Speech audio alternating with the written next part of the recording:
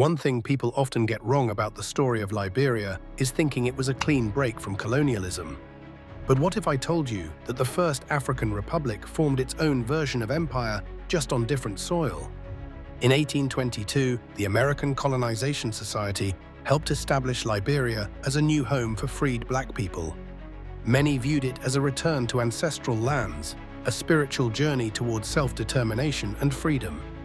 However, this storyline quickly reveals a more complicated narrative wrapped in layers of conflict and contradiction.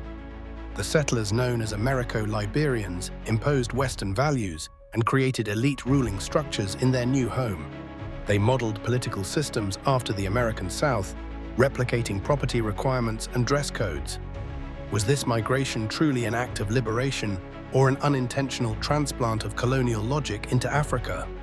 Power remained concentrated in Americo-Liberian hands, while indigenous groups faced exclusion from crucial decision-making processes.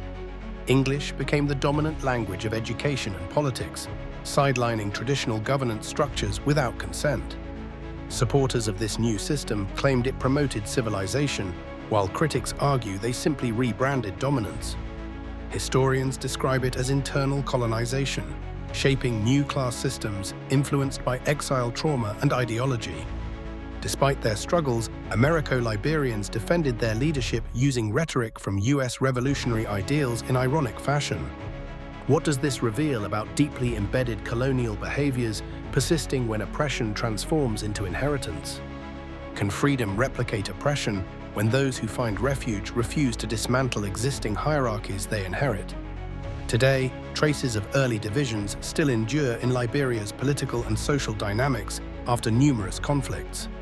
Is it even possible to decolonize history written by those who carry both pain and privilege in their narratives? What happens when former victims become the ones who guard access to power and resources in society? Can we genuinely escape empire, or do its haunting specters follow us as we flee in search of justice? Let us know your thoughts on how liberation movements may unintentionally carry remnants of colonial blueprints.